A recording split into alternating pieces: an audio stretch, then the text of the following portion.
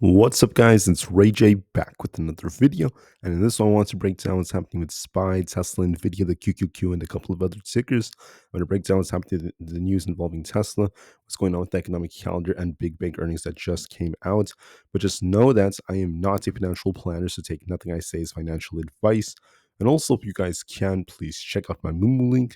If you deposit $100, you're guaranteed 5 free stocks. If you deposit $2,000 or more, you're guaranteed 30 in total. And this offer has been extended until the end of March, so check it out before they run out. Anyways, now let's talk about what's happening to the markets and to Tesla.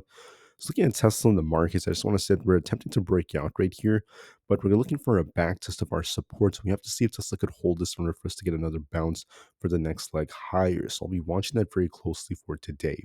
When it comes to news involving Tesla, just know that there's news coming out that the automaker is now advertising up to about $1,600 off the new Cybertrucks on their websites, and buyers are able to pick up the demo versions of them with futuristic pickups with about a few hundred miles, and there's going to be about a $2,600 discount on those as well. This is once again going to be incentivizing their sales after its Cybertruck production line workers ended up taking some time off, and after they moved some of their workers as well.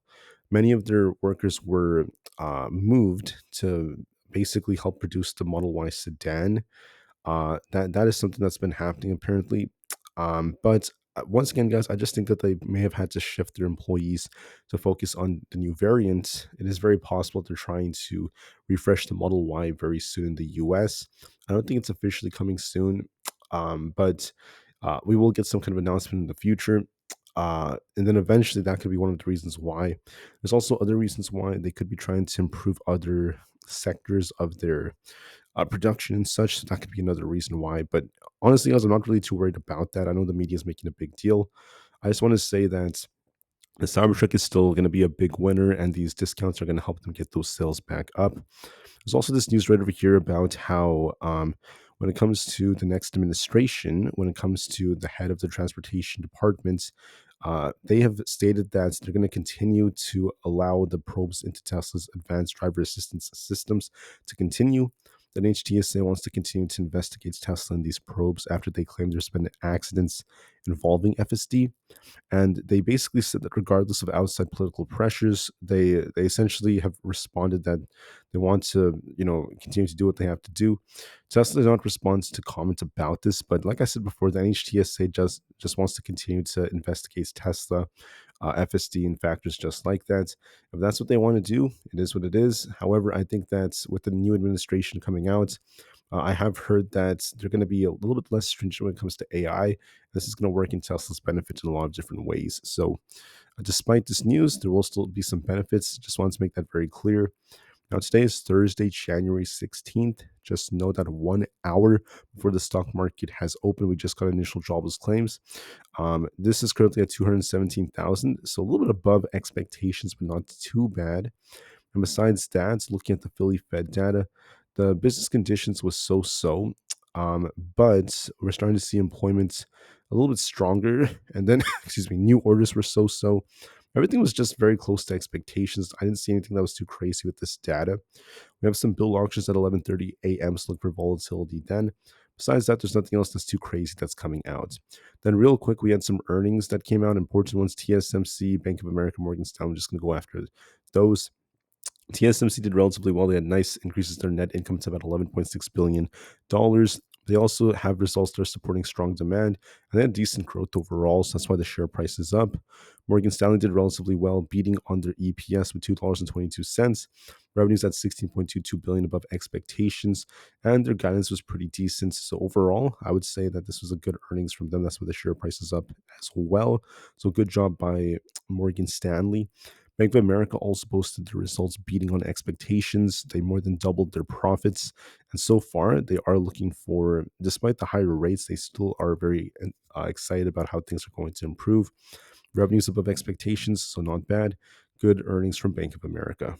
I think that's pretty much it. I went over the majority of the data we're going to be watching for. That's pretty much it, at least for now. And so far, things remain a bit more bullish. So, what do I see for the markets for the time being? Let's now just focus on this. I want to see Tesla try to continue to hold above this trend line. There's going to be a slight decline coming right here, so I want to give you guys a warning about this.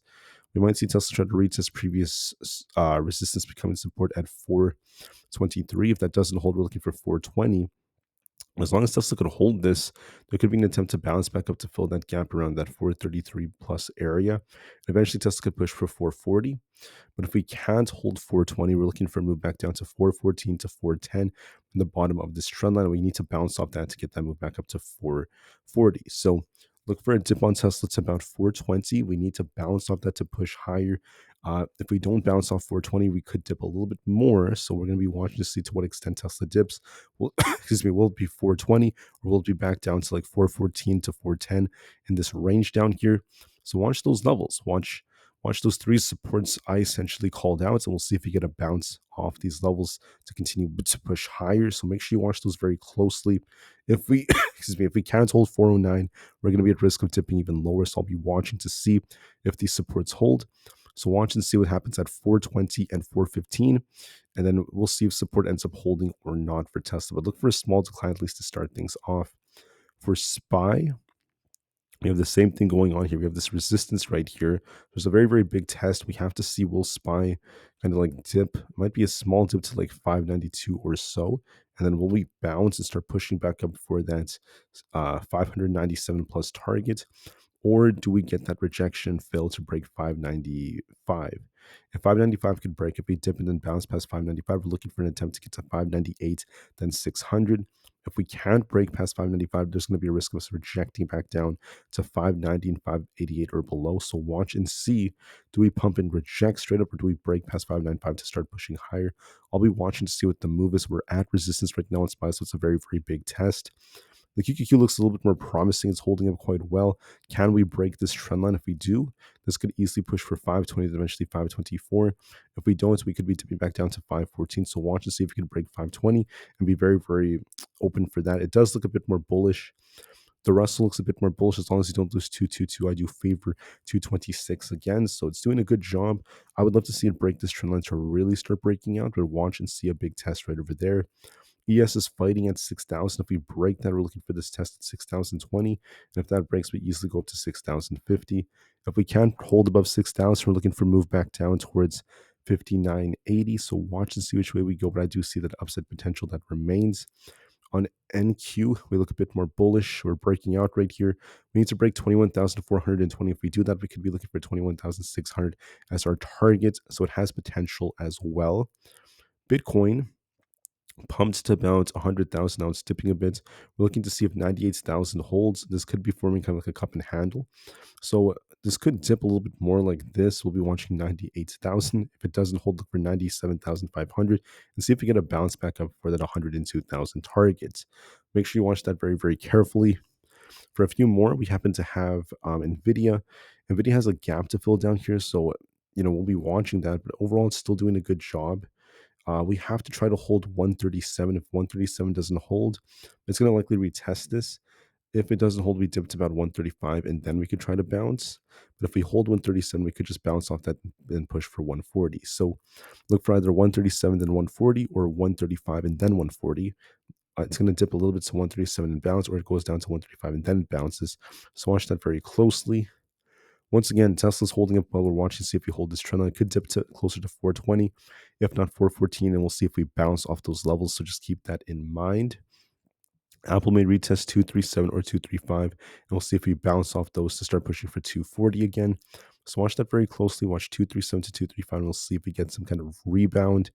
For a few more, we have Coin might be retesting essentially 271 to 269 in that range. We'll see if we get some kind of bounce back up closer to like 280. So I think there's a very, very good chance we do see a small dip here to retest the support. And we'll see if we get a little rebound off of that or not. So look for a dip to about 269 to about 267. If we can't hold that, then this will be dipping lower towards like 260 flat. If we do hold this, we could try to bounce. So watch that very closely. Just for a few more. Amazon looks a bit more bullish as long as you don't lose 222. We're favoring an attempt to get back up to about 226.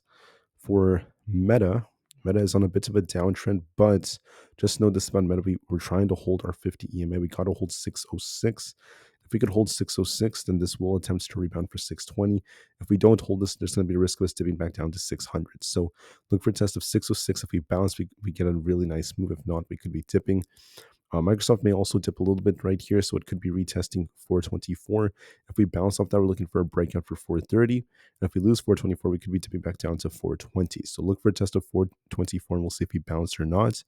And then for Google, it's the same thing. Essentially, we need to hold 194. If that holds, we're going to be looking for 198 as our target. It is technically holding support, and it does look like it might want to bounce here for 198. So we'll see if 194 holds or not, but overall, I think it's doing a good job. So the market is going to see a small dip, but then we'll see if we could hold support. If support holds, look for a big bounce. If not, then we will be turning back down.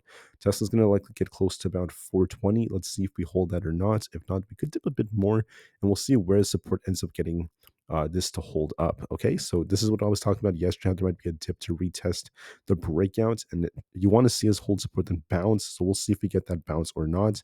So far, it's a big test, so give this the time it needs. Thank you for listening, guys. I'll see you guys in a couple of hours for another update, and peace out.